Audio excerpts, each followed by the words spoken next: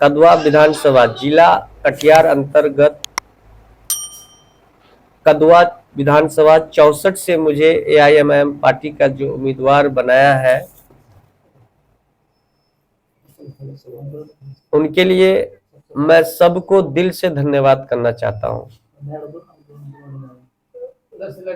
और मैं सबसे पहली बात ये कहना चाहता हूं कि हर विधानसभा में 2 लोग, 3 लोग, 4 लोग प्रत्याशी होते हैं हर पार्टी में,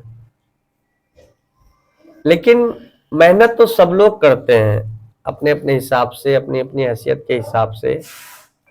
हर जो पार्टी के छोटे से बड़े से हर जो कार्यकर्ता होते हैं, हर किसी के मन में इच्छा होती है कि हमको प्रत्याशी बनाया जाए, और उस हिसाब से लोग अपना अपना क्षेत्र में काम करते हैं। लेकिन टिकट किसी एक को ही मिलना होता है, लेकिन टिकट नहीं मिलने पर ये आरोप लगाना कि मुझे टिकट नहीं मिला, फलने इतने में बेच दिया, उतने में बेच दिया, मैं आपको यकीन के साथ कह सकता हूं, पूरी ईमानदारी के साथ, कि माननीय अख्तरुल ईमान साहब, जिस शख्स के पीछे में ईमान लिखा हुआ हो, उस शख्स को कोई खरीद नहीं सकता है।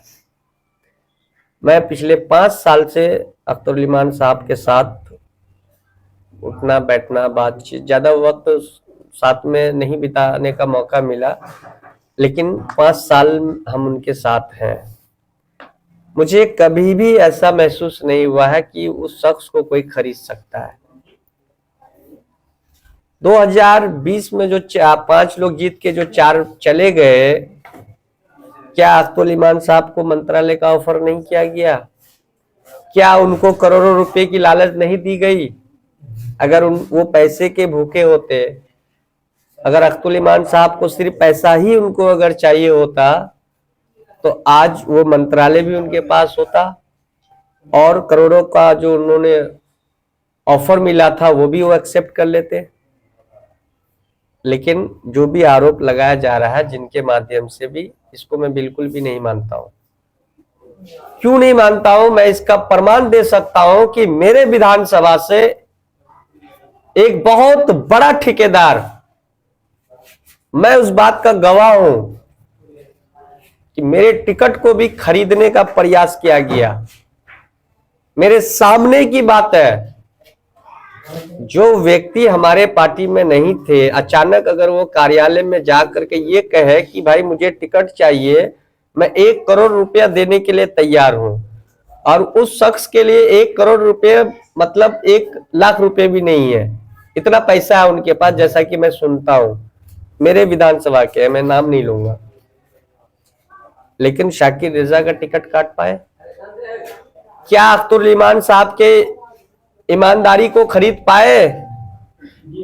मैं सभी जितने भी लोगों तक ये संदेश पहुंचे, तो मैं उनको बताना चाहता हूं कि जिसको टिकट नहीं मिला वो नाराज जरूर होंगे, लेकिन नाराजगी के वजह से आप किसी के दामन में दाग नहीं लगा सकते हैं।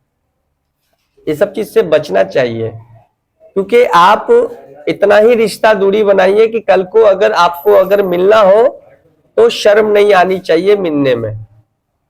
क्योंकि अभी 2020 में जो लोग गाली दिए थे अख्तरुल ईमान साहब को, आज 2025 में वही लोग अपना टिकट का पैरवी कर रहे थे। मैं गवाह हूं इस बात का।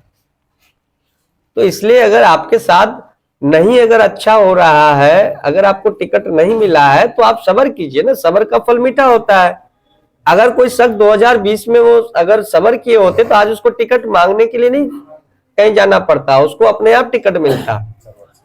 लेकिन आप सब्र कीजिए और अनाप शनाप किसी पे आरोप लगाना बंद कीजिए, बिल्कुल बेबुनियाद है। मैं इसको नहीं मानूंगा, क्योंकि मेरे ही कॉन्स्टिट्यूंसी में जो है, मेरे ही विधानसभा में जो है, बड़े बड़े दिग्गज मेरे सामने भी मैं वहां गए, और इधर उधर तो मैं सुनता ही था।